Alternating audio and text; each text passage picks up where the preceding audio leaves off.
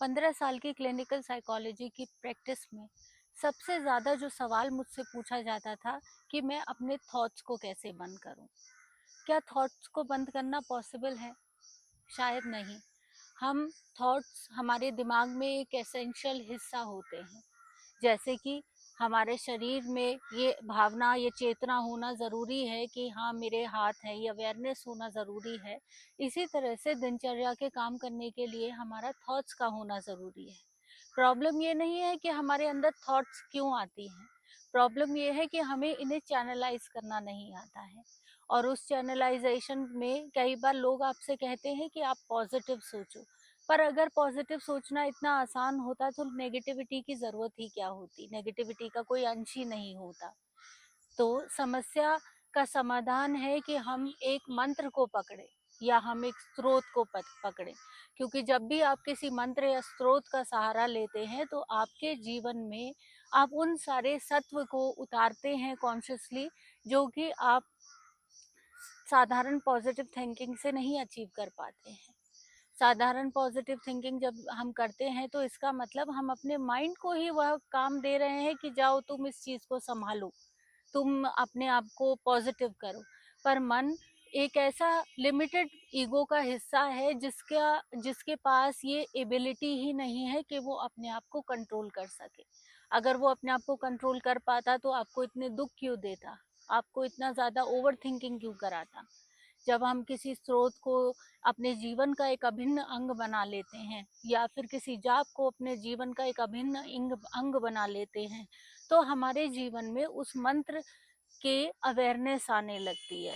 उस मंत्र का मीनिंग भी कई बार हमें पता नहीं होता है, पर धीरे धीरे हमारी चेतना उस मीनिंग को बड़ा करने लगती है। उस मंत्र का प्रभाव हमारे दिमाग में, हमारे माइंड में, हमारी चेतना में आने लगता है, क्योंकि मंत्र ही है कलयुग में जो आपको तार सकता है।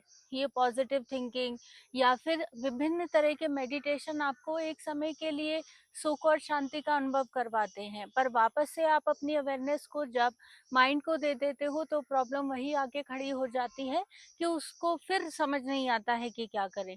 तो वो अननेसेसरी पास्ट में डेवलप करता है, फ्यूचर की वरी में डेवलप करता है। आप मंत्र एक ऐसा हथियार है, एक ऐसा इंस्ट्रूमेंट है जिससे आप अपने मन को बांधते हैं। और जब आप मन को बांधते हैं तो आपके जो 5 सेंसरी ऑर्गन हैं, जो डिफरेंट डिफरेंट तरह का इंटरप्रिटेशन ला रहे हैं आपके जीवन में बेस्ड ऑन आवर संस्कारा, इसको न्यूरो साइंस में हम मेंटल कंडीशनिंग भी कहते हैं। कि किसी थॉट के बारे में आपने 10 साल 20 साल सोचते रहे, आपकी एक स्पेसिफिक चिंता के बारे में आप लगातार सोचते रहे, तो इवेंचुअली क्या होगा कि वो आपके जीवन का एक हिस्सा बन जाएगा, चाहे वो चिंता आपके जीवन में हो या नहीं हो। कई बार ऐसा होता है कि लोगों का जीवन फिर भी काफी सुखमय होता है, पर वो व्हाट इफ में फंस जाते हैं, वो ओवर थिंकिंग में फंस जाते हैं, तो वो अपने जीवन के सुख को भी अनुभव नहीं कर पाते हैं। जब आप मंत्र का जाप करते हैं तो आपका कॉग्निशन आपके कंट्रोल में धीरे धीरे आता है। आपके जो सेंसरी सिस्टम है, सेंसर 5 सेंसेस है, जो विभिन्न तरह के इंटरप्रिटेशन आपको लेके आ रहे हैं और आप उसके हिसाब से अपने मन को इंफॉर्मेशन दे रहे हैं, इसमें चेंज आता है। आप जो साक्षात है, जैसा अनुभव है, उसको वैसे ही स्वीकार करने शुरू कर देते हैं। इसी को हम शिव तत्व का अंश कहते हैं, इसी को हम शिवमय हो जाना कहते हैं। और मंत्र का एक तरह से ये मत समझिए कि एक तरह से शक्ति है, वो काइनेटिक एनर्जी है। काइनेटिक एनर्जी है, शिवा का मतलब है वो, अगर हम शिवा को मतलब रिवर्स ऑर्डर में देखें तो वाशी है। मतलब कि काइनेटिक एनर्जी या शक्ति अभी आपकी अलग तरह से वर्क कर रही है। ये माया का प्रभाव में आपको काइनेटिक एनर्जी जो है वो रेगुलेशन में नहीं है। तो हम जैसे कि कोई गाड़ी है या कोई इंजन है, उसको हम स्वतंत्र छोड़ दें तो वो काइनेटिक एनर्जी क्या हो जाती है, वो कई बार डिस्ट्रक्टिव हो जाती है।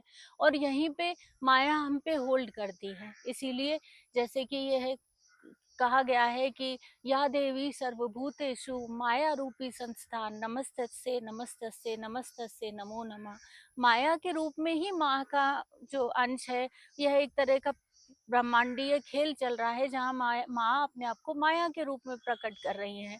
जब हम इस माया को चैनलाइज़ करते हैं, अपने नर्वस सिस्टम को रेगुलेट करते हैं, जब हम अपने मंत्र का जाप बार-बार करते हैं, तो ये माया रेगुलेट होने लगती है। मतलब ये शक्ति आपकी चैनलाइज़ होने लगती है और ये आपके फ़ेवर में काम करने लगती है। ये मन आपके फ़ेवर में काम करने लगता है और फिर यही हमारे सेंसरी ऑर्गन का हमारे मन के या शिव के साथ एकाकीकरण हो जाने को ही तो मोक्ष कहते हैं। वो कहीं हमें शरीर छोड़ने के बाद मिलने वाली अवस्था नहीं है। तंत्र में इस मंत्र के शक्ति के द्वारा ही हम शिव तत्व का एकाकीकरण कहते हैं और इसी जीवन में रह के ब्राह्मण की प्राप्ति कहते हैं। नमस्कार।